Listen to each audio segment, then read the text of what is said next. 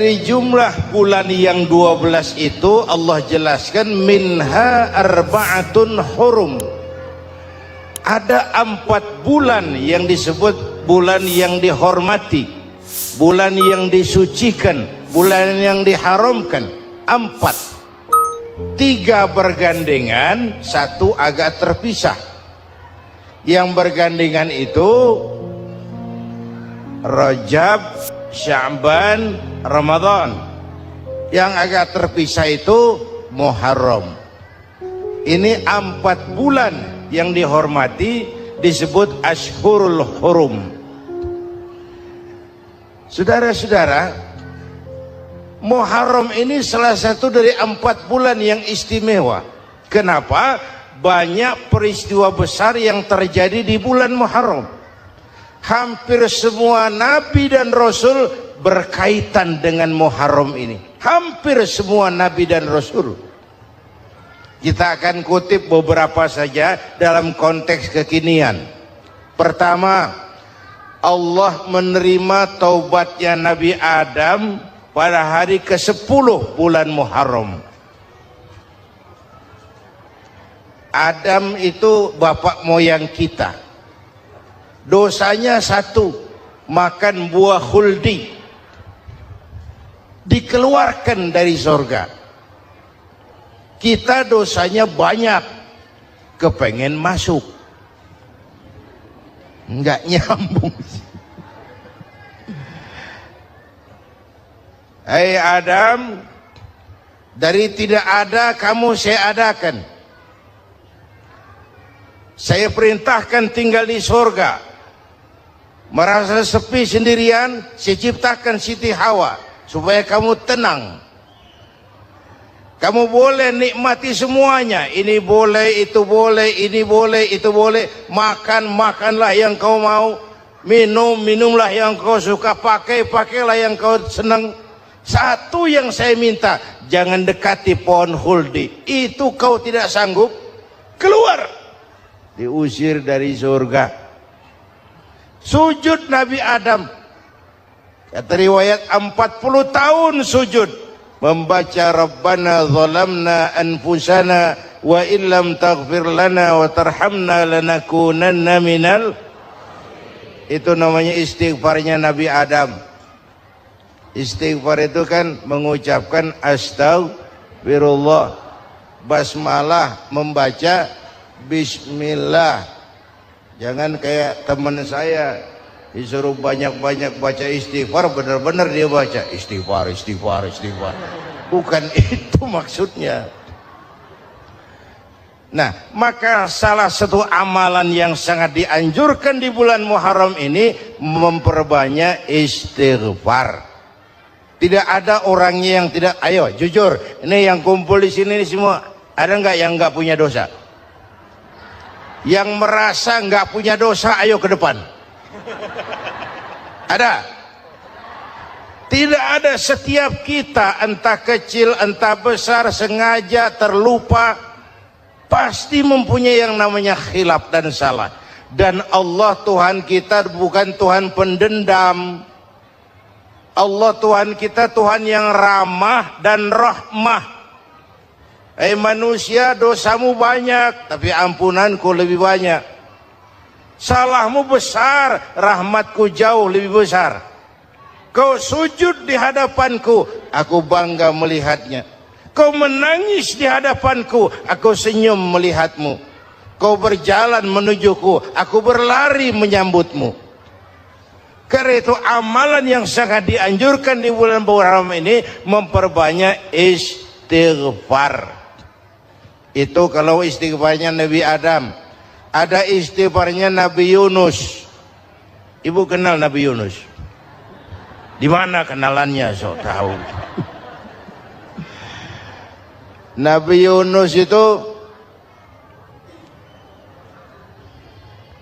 ketika berdakwah kepada kaumnya yang bandel, memberikan peringatan, kalau kalian tidak mau beriman akan turun azab. Kapan Yunus? Akan. Kenapa mesti akan? Sekarang aja kalau mau saya tungguin. Kurang ajar betul ini umat. Akhirnya Nabi Nuh menghindar. dengan perhitungan kalau azab tidak turun saya sudah jauh, meragukan janji Tuhan. Lalu naik kapal, dinaiki oleh Yunus, kapal mogok. Dicari siapa biang keroknya ini, diundi ternyata Yunus, sampai 3 kali diundi. Dibuanglah Yunus ke dasar laut, ditelan oleh ikan Nun atas perintah Allah. Telan itu Yunus, jangan pakai dikunyah, rusak urusan. Telan saja, simpan di perutmu. Dibawa oleh ikan Nun ke dasar lautan. Itu yang oleh Quran dikatakan bertemulah 3 macam kegelapan. Zulumatun salas, gelapnya tengah malam, gelapnya di dasar laut, gelapnya di dalam perut ikan. Itu namanya peteng, mbahnya gelap. Di perut ikan itulah Nabi Nuh sadar akan kesalahannya, meragukan janji Allah, meragukan janji Allah. Ia sujud di dalam perut ikan itu, membaca la ilaha illa anta subhanaka inni kuntu. Itu istighfarnya Nabi Yunus. Dibacakan istighfar begitu, ikan sakit perut pak. Di dasar laut kemana mau cari apotik? Dia naik ke permukaan, memuntahkan isi perutnya. Nabi Yunus keluar dengan selamat. Itu pun terjadi pada hari ke-10 bulan Muharram. Istighfar intinya itu. Itu amalan utama bulan Muharram, memperbanyak istighfar. Allah selamatkan Nabi Nuh dari bahtera banjir yang luar biasa 10 Muharram. Allah selamatkan Nabi Ibrahim dari pembakaran Raja Namruz 10 Muharram. Setelah Nabi Ibrahim itu menghancurkan berhala-berhala, Abrahat pulang mau ibadah, lihat Tuhannya berantakan, marah besar. Siapa yang menghancurkan Tuhan-Tuhan kita ini? Ada yang lapor, kami lihat Ibrahim. Tangkap.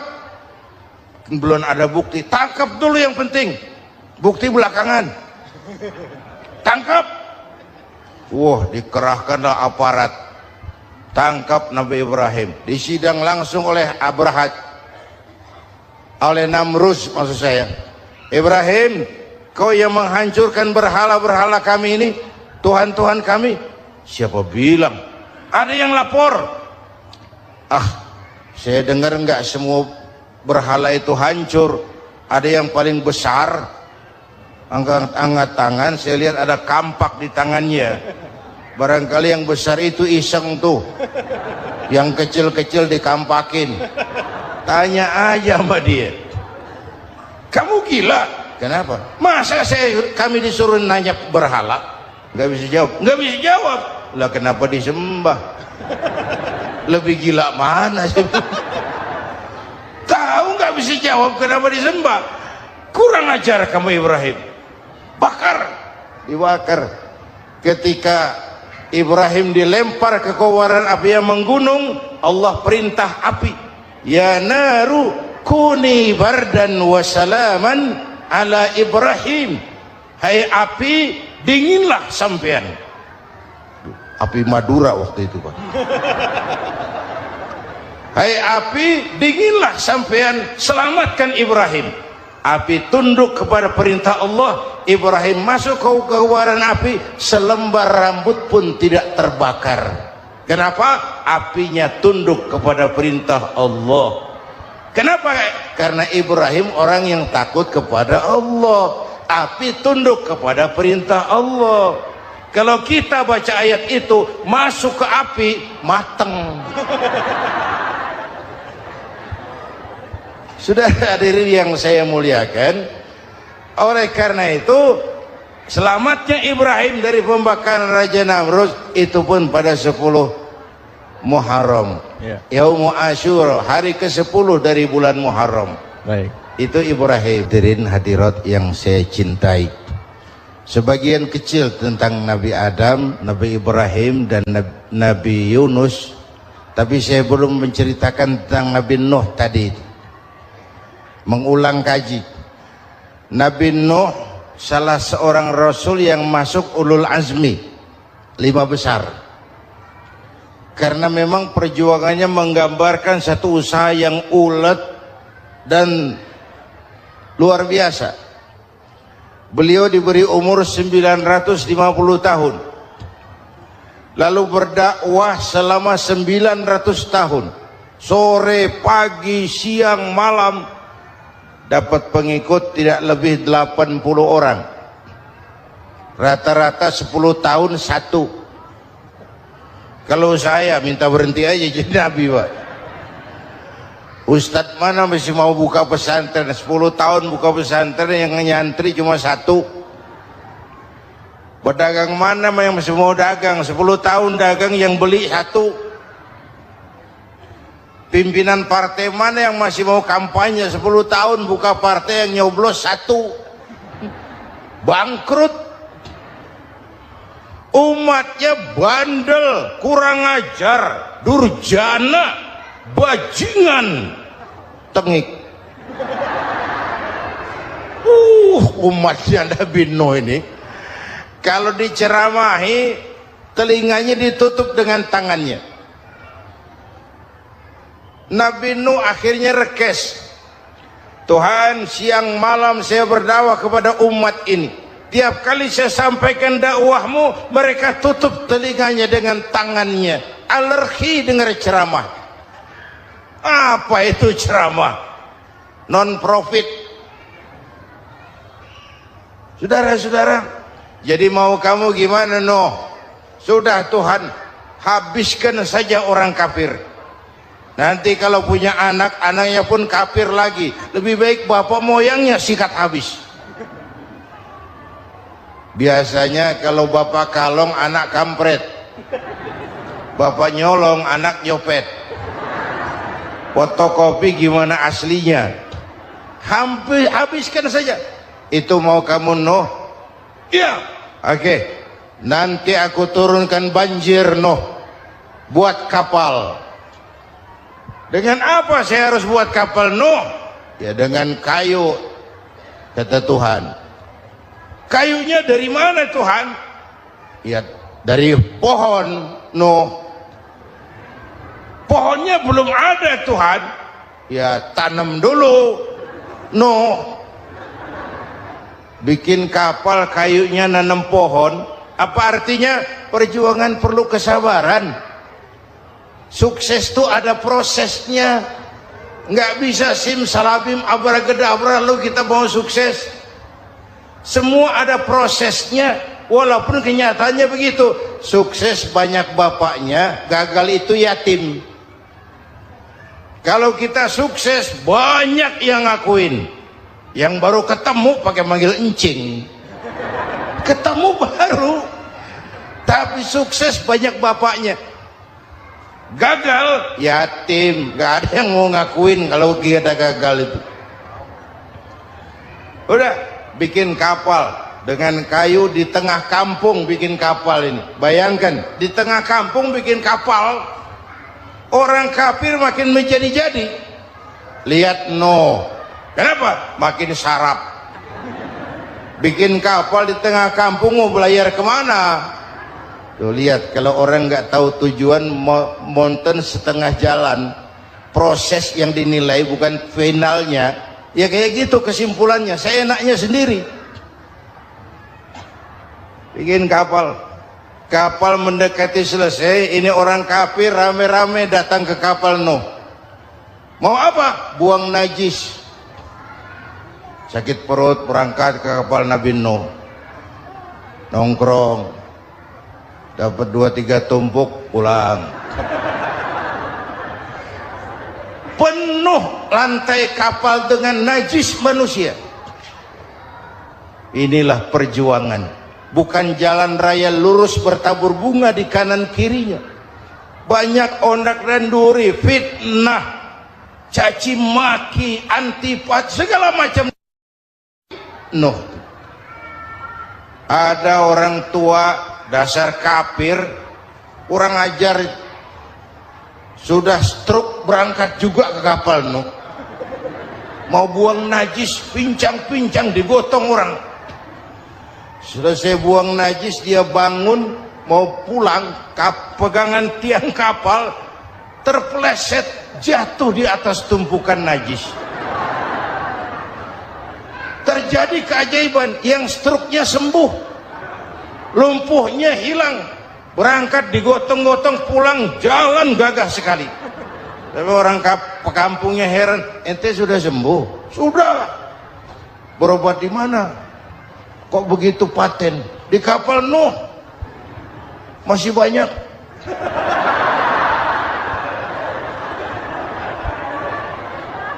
Yang berasa perlu obat bawa rantang. Ambil bersih lagi geladak kapal itu. Sudah selesai Nuh? Selesai. Oke, kau orang yang beriman bersamamu, binatang serba sepasang, naik Nabi Nuh, naik orang beriman, naik binatang serba sepasang. Ini cikal bakal penyelamatan manusia, Pak. Naiklah orang beriman, sudah naik semua, Nabi Nuh kontrol. Ini contoh buat kita, kontrol. Sudah naik semua teman-teman, sudah. Pemimpin yang baik bukan cuma terima laporan di belakang meja. Laporan itu yang mana juga bagus. Sama juga kampanye yang mana juga merdu. Kalau aja yang dihitung. Pernah ada calon bupati kampanye janji, kalau saya berhasil kita akan banyak bangun jembatan di daerah kita. Orang ditanya, Pak, nggak ada sungai di kampung kita, Pak. Dia bilang, sungainya kita bangun sekalian. Udah kadung janji, mana pula orang mau bangun sungai ini. Saudara-saudara, kontrol. Jangan cuma tunggu laporan di belakang meja, semua laporan bagus. Ya Bu? Bu?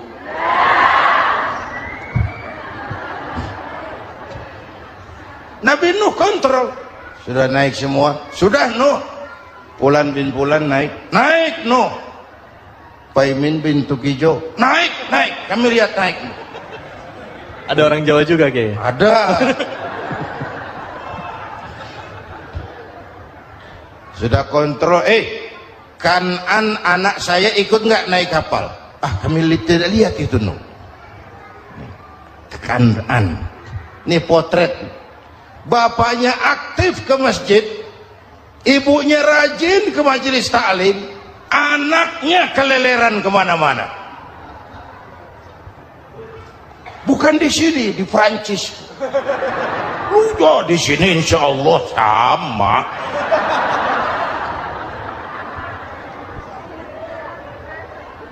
Nuh karena sayang anak, Nuh karena cinta anak, Nuh karena tanggung jawab anak, cari naik ke atas kapal.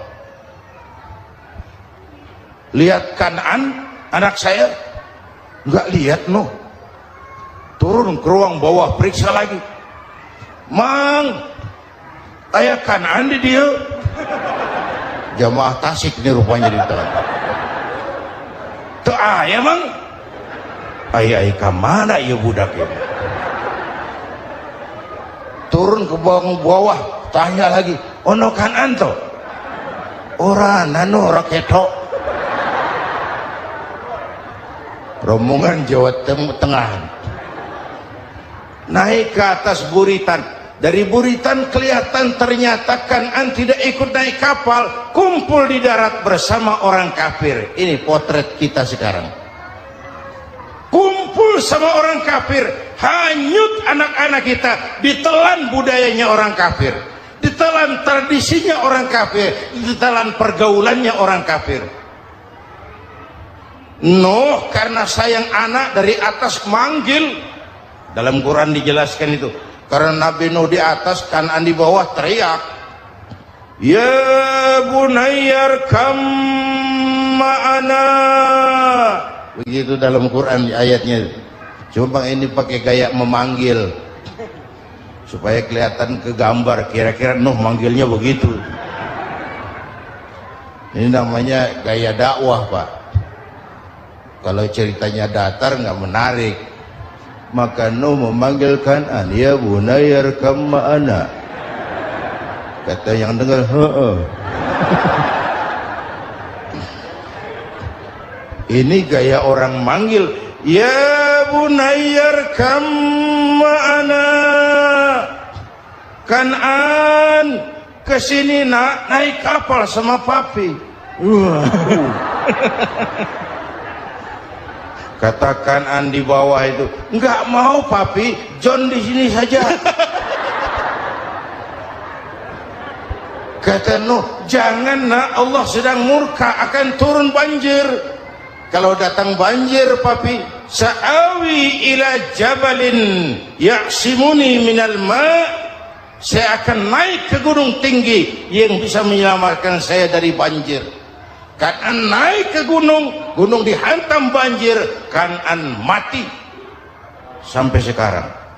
Bapak Ibu dan pemirsa TV One, yang kelima, Nabi Musa, kisah Muharramnya ini lahir dalam kondisi yang sulit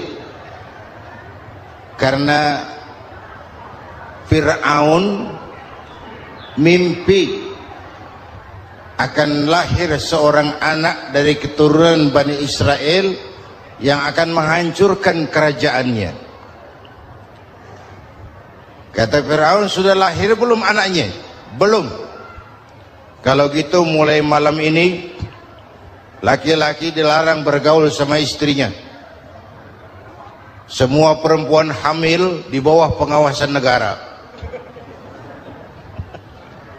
Mulai hari ini kalau lahir anak laki-laki terutama Bani Israel, penggal. Satpol PP disiapkan. Udah ada kayaknya. Ada. Patroli.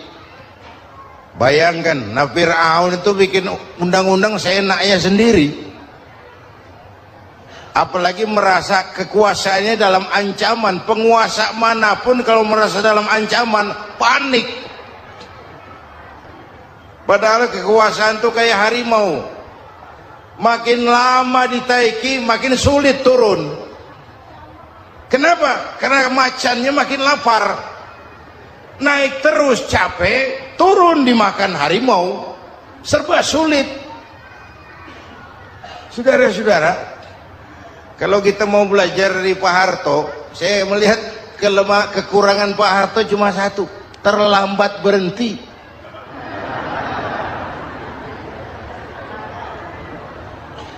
Terlambat berhenti. Di sekelilinginya banyak tukang jilat, tukang semir. Pak, kalau tidak ada bapak kami bagaimana, Pak?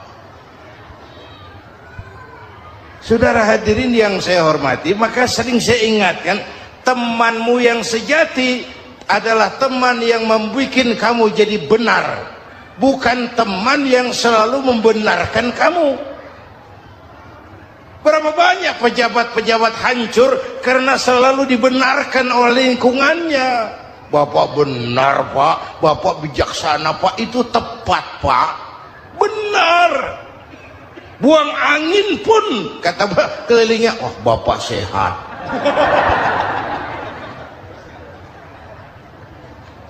Temanmu yang sejati, teman yang bikin kamu jadi benar, bukan teman yang selalu membenarkan kamu. Bapak Ibu hadirin yang saya hormati, tapi kehendak Allah terjadi. Lahirlah Musa. Bayinya dihanyutkan di sungai Nil. Bayi sudah menderita, dihanyutkan di sungai Nil. Dan akhirnya besar di lingkungan istana Fir'aun. Diriwayat oleh Ratu Aisyah, perempuan Fir'aun,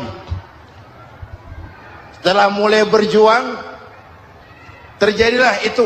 Musa dan pengikutnya dikejar oleh Fir'aun. Sampai di tepi laut, Allah wahyukan Musa, lempar tongkatmu ke laut. Dalam kondisi darurat, mukjizat tiada jalan. Kondisi darurat. Kalau tidak, mukjizat itu maunya Allah, bukan maunya Nabi. Nabi nggak kuasa, Allah yang mau. Tapi hidup Nabi bukan mukjizat manusiawi. Tidak mentang-mentang ada mukjizat tongkat, tiap sulit main tongkat, nggak usah berjuang kalau begitu. Itu darurat menyelamatkan umat. Tongkat dilempar ke laut, laut terbelah. Laut terbelah. Itu secara visualnya bisa kita lihat dalam film The Ten Commandments. Udah nonton belum? Urusan nonton kalah sama Ustadz bagaimana sih? Ten Commandments, 10 firman Tuhan. Tekniknya bagus loh. Bagaimana laut terbelah. Musa lewat. Fir'aun mengejar. Musa sampai di ujung sana. Fir'aun masih di sama tengah perjalanan. Laut nutup kembali. Laut menutup kembali. Fir'aun tenggelam. Cengap-cengap di lautan. Begitu napas sampai di tenggorokan, Fir'aun sambil cengap-cengap itu, amantu bi Rabbi Musa wa Harun. Duh, kalau begini mah saya juga percaya sama Tuhannya Musa. Malaikat maut jengkel, goblok loh. Terlambat sekarang. Tenggelamin terus. Modar. Musa selamat. Fir'aun mati. Jenazahnya, jasadnya terdampar di pinggir laut. Beberapa waktu kemudian ditemukan orang di mumi, dibalsam, diawetkan. Itu sesuai janji Quran. Wa kadzalika nunajjika bi badanika litakuna liman khalfaka ayah. Kami selamatkan badan kamu agar jadi pelajaran bagi orang-orang sesudah kamu nanti. Janji Quran tepat. Janji itu 14 abad yang lalu. Jasad Fir'aun ditemukan di mumi, diawetkan, dibalsam di bawah nama Pharao Ramses II. Sekarang tersimpan di Museum Negara di Mesir. Kapan-kapan nanti ibu main ke Mesir, mampir. Naik ojek paling berapa itu? Orangnya tinggi, hidungnya mancung, pokoknya pantaslah jadi Fir'aun. Selamatnya Musa di kejaran Fir'aun di ujung sana itu terjadi pada hari ke-10 bulan Muharram, yang oleh orang Nasrani diperingati dengan hari raya Paskah. Mereka melaksanakan puasa, mensyukuri nikmat keselamatan dari kejaran Fir'aun. Makanya kalau kita ikut puasa di bulan Muharram, bukan mengikuti syariatnya Nasrani, salah. Karena Nabi mengajarkan, itu sumbernya. Bukan ikutan sama ibadahnya Israel. Tapi memang agama ini kan merupakan mata rantai. Datang Rasul baru melengkapi Rasul sebelumnya, datang Rasul baru melengkapi Rasul sebelumnya. Mata rantai yang berkaitan. Setelah Muhammad selesai, selesailah tugas Nabi dan Rasul. Selesailah misi Nabi dan Rasul. Tidak ada Nabi lagi sesudah Nabi Muhammad. Itu harga mati, titik. Gak ada kompromi. Siapapun sekarang ini nggak datang ngaku jadi Nabi, wajib tidak percaya. Wajib tidak percaya. Tapi kaitannya memang, kita bilang Nasrani, orang bahasa Arab, bahasa Ibraninya Nazaret, Nasiroh, Nazaret. Itu beda dialek. Kita Daud, dia David.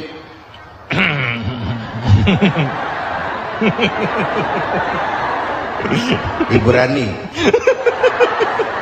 Kita Ali, dia Alek. Kita Sulaiman, dia Solomon. Kita Camat, dia Comot.